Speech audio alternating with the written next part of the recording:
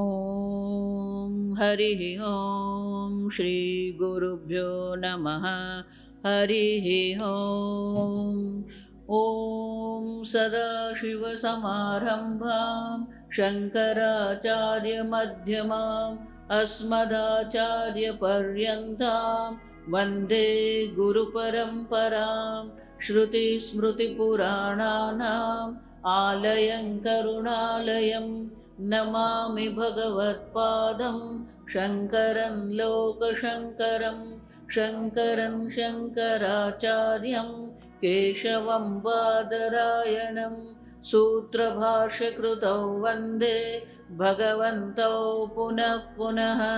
ईश्वरो गुरुरात्मेति मूर्तिभेदविभागिने व्योमवद्व्याप्तदेहाय दक्षिणामूर्तये नमः। ॐ असतो मा सद्गमय तमसो मा ज्योतिर्गमय मृत्योर्मा अमृतङ्गमय। ॐ शान्ति शान्ति शान्तिः। वासुदेवेन्द्रयोगीन्द्रं नत्वा ज्ञानप्रदं गुरुं मुमुक्षूणां हितार्थाय तत्त्वबोधोऽभिधीयते। आत्मा कः स्थूलसूक्ष्मकारणशरीराद्व्यतिरिक्तः पञ्चकोशातीतः सन् अवस्थात्रयसाक्षी सच्चिदानन्दस्वरूपः सन् यः तिष्ठति स आत्मा। न स्थूलसूक्ष्मशरीर अभिमानी त्वं पद वाच्यार्थः उपाधिविनिर्मुक्तं समाधिदशा सम्पन्नं शुद्धं चैतन्यं त्वं पदः लक्ष्यार्थः। शंकराचार्य जी स्वयं प्रश्न उठाते हैं, ननु कथम विरुद्ध धर्म आक्रांतः अभेद बुद्धि। जीव और ईश्वर में अभेद बुद्धि कैसे हो सकती है? क्यों? विरुद्ध धर्म आक्रांत, दोनों के धर्म अलग अलग है, विरुद्ध है। तो शंकराचार्य जी कहते हैं जो विरुद्ध धर्म जो है वो किसके कारण है? स्थूल सूक्ष्म कारण शरीर अभिमानी। आप देखिए, एक स्थूल शरीर में, सूक्ष्म शरीर में, कारण शरीर में अहम बुद्धि करके हम अभिमानी है। यहाँ अभिमानी, ये हिंदी में जो अभिमानी है, यहाँ अभिमानी नहीं है, आप समझना। अभिमानी मानी अहम बुद्धि करके जो बैठा है, मैं देह हूं, मैं प्राण हूं, मैं मन हूं। तो ये उपाधि में अहम बुद्धि के कारण जीव भाव है। अब देखिए, तो अहम बुद्धि करके जो बैठा है उसे जीव कहते हैं। वो जीव का क्या है? या त्वम पद कहा। अब देखिए क्यों? क्योंकि शंकराचार्य जी ने क्या कहा आगे? तत्वमसि इति महावाक्यात्। ये तत्वमसि महावाक्य के द्वारा अभेद बुद्धि की जो आप बात कर रहे हैं, तो तत्वमसि में 3 शब्द है, त्वम, तत्, असि। गुरुजी शिष्य को उपदेश कर रहे हैं। संपूर्ण वेदांत वो संवाद है, आप समझ। आजकल लोग समझ रहे हैं कि मैं ऐसा पुस्तक पढ़ लूंगा और मुझे ज्ञान हो जाएगा। और मैं पुनः पुनः कहती रही, ये पढ़ना शब्द ही डेंजरस है। लोग पढ़ना मानी रीडिंग समझते हैं। शास्त्र पढ़ना नहीं है। इसलिए शंकराचार्य जी कहते हैं गीता भाष्य में, सर्वशास्त्रज्ञोपि, भले आप सर्वशास्त्र जानते हैं, लेकिन जब ब्रह्म ज्ञान की बात आती है स्वातंत्र्येण ब्रह्म अन्वेषणम न कुर्यात्। कितना भी आप शास्त्र जानते हैं, आप देखिए, स्वातंत्र्य स्वतंत्र बुद्धि से ब्रह्म का अन्वेषण चिंतन आप नहीं कर सकते। आप समझ, और इसीलिए ये उपदेश गुरु जी कर रहे हैं। तो हम मानी तू, शिष्य को उद्देश्य, आप देखो, शिष्य को ध्यान में रख कर कह रहे तू, आप देखिए, तू तत् है। आप देखिए सीधा अर्थ क्या है, तू तत् है। तू मानी जीव को कह रहे, तू अपने को जीव मान रहा है, तू जीव नहीं है, तू कौन है, तत् है। तत् मानी कौन, जो परोक्ष है अभी हमारे लिए। आप समझ, त्वम जिसको कहते हैं,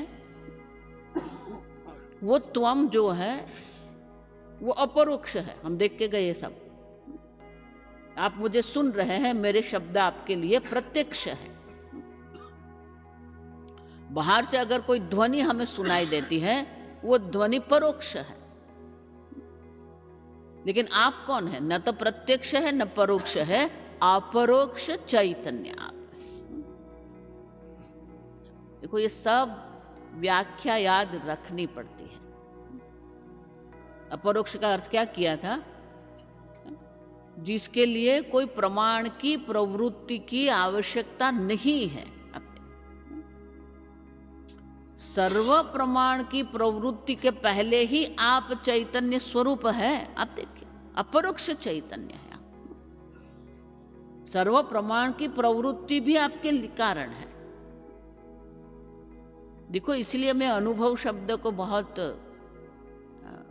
नकारती रहती हूं, क्योंकि अनुभव के पहले आप तो है ही। आप स्वतः सिद्ध स्वप्रकाश चैतन्य है, वो अपरोक्ष है। त्वम पद मानी जो अपरोक्ष चैतन्य है, और तत् मानी कौन है, परोक्ष। आप देखिए, तो हम क्या मानते हैं, ईश्वर क्या है, परोक्ष है। कई वेदांती लोग ब्रह्म को भी परोक्ष मानते हैं। आप देखो, परोक्ष ब्रह्म, अपरोक्ष ब्रह्म। आप देखिए, पूज्य स्वामी जी ये स्वीकारते नहीं है। ब्रह्म कभी भी परोक्ष नहीं हो सकता, आप समझना। भले सिद्धांत की दृष्टि से तत्पद का प्रयोग है, वो तत् जो है, जो परोक्ष है, वो ब्रह्म नहीं है, जगत कारण परोक्ष है। आप समझना,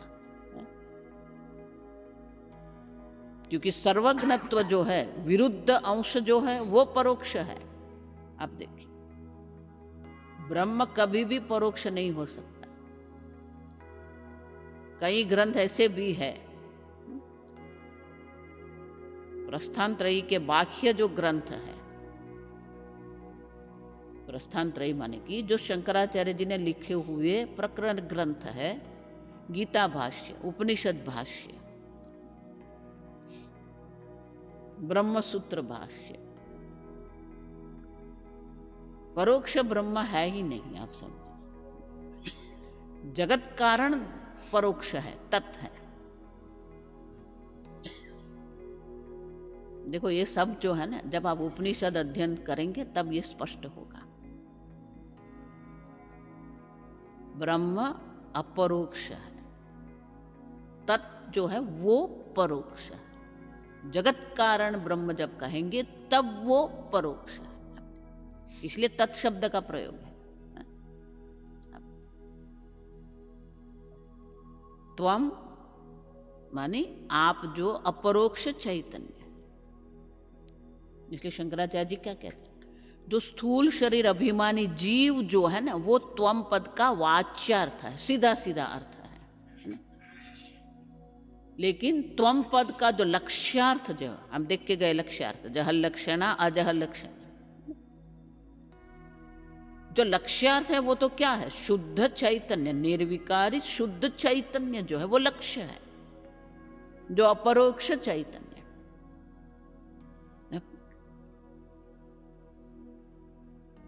चैतन्य कभी तत् नहीं हो सकता है, चैतन्य अपरोक्ष है। और इसलिए शंकराचार्य जी कहते हैं जो विरुद्ध धर्म है वो वाच्यार्थ है, लक्ष्यार्थ नहीं है। जीव अल्पज्ञ है, साहंकार है, ये सब जो है वो वाच्यार्थ है, सीधा सीधा अर्थ है, लेकिन लक्ष्य करते हैं। आप देखिए, लक्ष्य माने कि स्वरूप जो है, तो त्वम पद का जो स्वरूप है वो तो क्या है? शुद्ध चैतन्य है, अपरोक्ष चैतन्य आप है।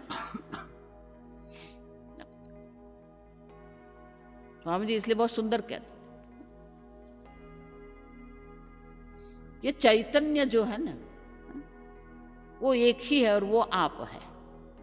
आप समझना, एक अद्वितीय चैतन्य जो है वो आप है, आपसे भिन्न कोई चैतन्य है ही नहीं। आप समझना, आप मुझे जो देख रहे हैं, आप मुझे जो सुन रहे हैं, ये प्रत्यक्ष है। आप देखिए, आप शरीर को देख रहे हैं, आप वाणी को सुन रहे हैं। देखो, इसीलिए ये आजकल जो ये चल रहा है ना, वो गुरु को ही ब्रह्म मान लेते हैं। अरे भाई, वो उपाधि है, आप समझो, गुरु भी उपाधि है। आप देखिए, वो भी शरीर है, वो भी मन है।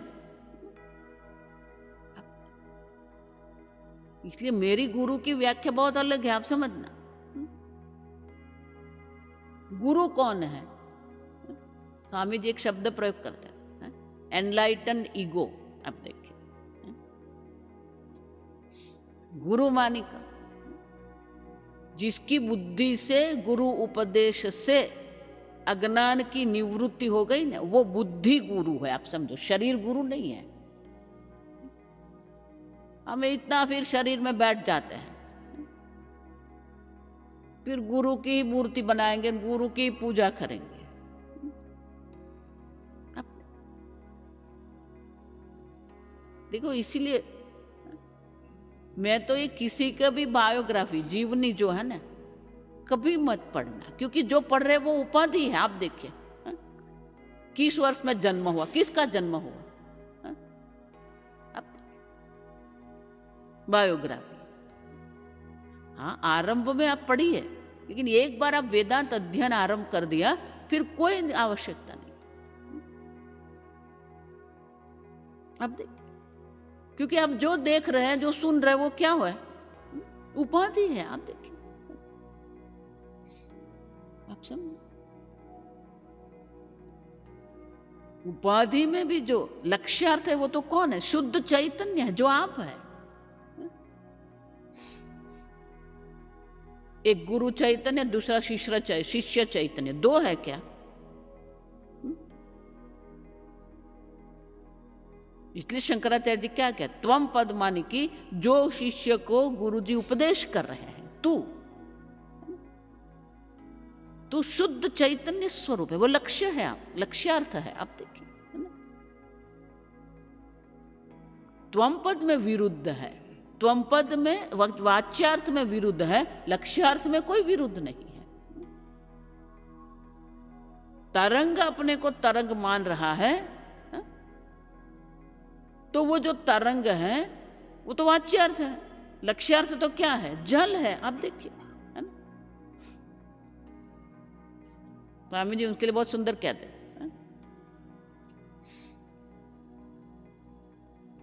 एक पैसिफिक ओशन का तरंग दुखी था, मेरा जन्म हुआ, ये बड़े बड़े तरंग मुझे धक्का दे रहे हैं। वो पैसिफिक ओशन का जो तरंग था, वो चलते चलते ये हमारे समुद्र में आया, अरबी समुद्र बोलते हैं, क्या बोलता है, इंडियन ओशन, भारतीय समुद्र।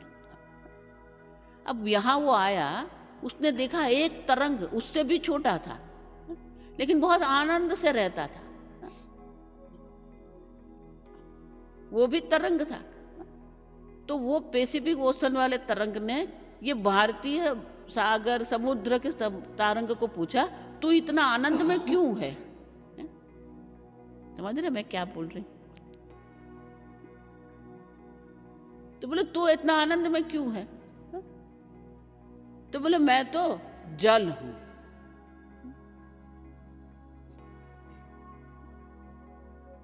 तो बोले तुझे ये डर नहीं लगता, ये भय नहीं लगता? ये बड़े बड़े देखो, ये बड़े बड़े, कोई बात, वो भी मैं ही हूं। अब क्यों? तरंग जल है, बड़ा हो छोटा हो कुछ भी हो, वो तरंग क्या है? जल मात्र है। तो बोले मैं तो तेरे से बड़ा हूं, मेरा डर नहीं लगता? नहीं। क्यों? तू भी जल है, मैं भी जल हूं।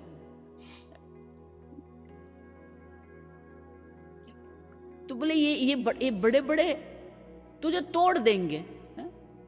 मुझे कोई तोड़ सकता नहीं है। क्यों? मैं जल हूं।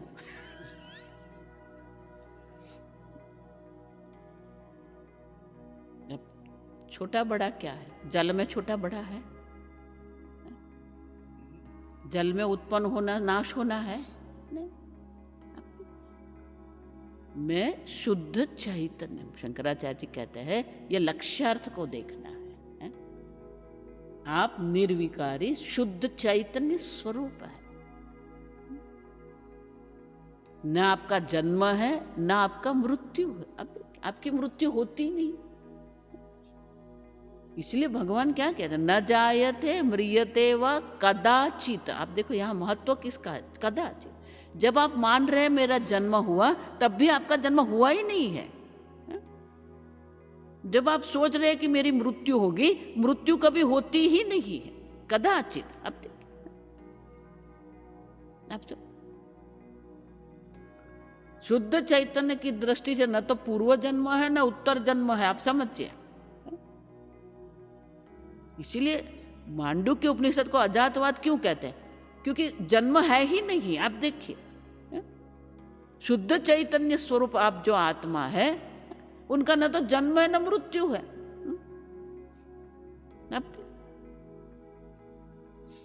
वो शुद्ध चैतन्य है, आप है। जन्म के पहले भी आप थे, जन्म के बाद भी आप है, मृत्यु के बाद भी आप ही है। आप देखो, तर्क की दृष्टि से विचार करो, किसी को भी अपने मृत्यु का अनुभव हो सकता है?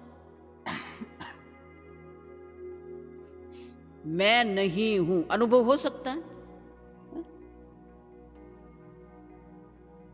मृत्यु का अनुभव ही नहीं, कल्पित है। आप समझना, मृत्यु का जो अनुभव जिसको हम कहते हैं वो कल्पित है। मृत्यु संभव ही नहीं है। किसकी मृत्यु? आप देखिए, आप तो शुद्ध निर्विकारी चैतन्य है। तरंग की उत्पत्ति है, तरंग की स्थिति है, तरंग की मृत्यु है। जल के क्या है? जल उत्पन्न हुआ नहीं। अब देखिए,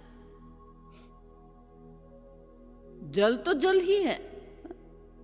उसी प्रकार से आप जो लक्ष्यार्थ, त्वम पद का जो लक्ष्यार्थ है, वो तो शुद्ध चैतन्य स्वरूप आप है, जिसका जन्म भी नहीं मृत्यु भी नहीं। कभी भी मृत्यु का अनुभव नहीं होगा। आप समझना, ये मैं नहीं हूं कभी भी आपको अनुभव नहीं हो सकता है। मैं शून्य हूं। अब देखिए,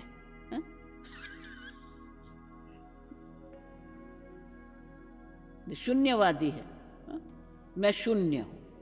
अब देखिए, तो मैं शून्य हूं जो कहने वाला है कि शून्य है? अब देखिए, शून्य के भी तो आप साक्षी चैतन्य है। आप समझो, शुद्ध चैतन्य स्वरूप आप है। शंकराचार्य जी कहते हैं कि जब जीव ईश्वर का ऐक्य दर्शाते हैं, तो वहां जीव जो वाच्यार्थ के उनका निर्देश नहीं कर रहे हैं। जीव का जो लक्ष्यार्थ, जो शुद्ध चैतन्य है, उनका निर्देश कर रहे हैं। तत्वमसि वाक्य में जो त्वम पद का जो है, वहां वाच्यार्थ नहीं लेना है, लक्ष्यार्थ लेना है। जब लक्ष्यार्थ हम लेते हैं तो अभेद बुद्धि है, तो विरुद्ध नहीं है। वाच्यार्थ लेंगे तो विरुद्ध अर्थ है, लेकिन लक्ष्यार्थ की दृष्टि से देखते हैं तो कोई विरुद्ध अंश संभव ही नहीं है। आगे हम कल देखें।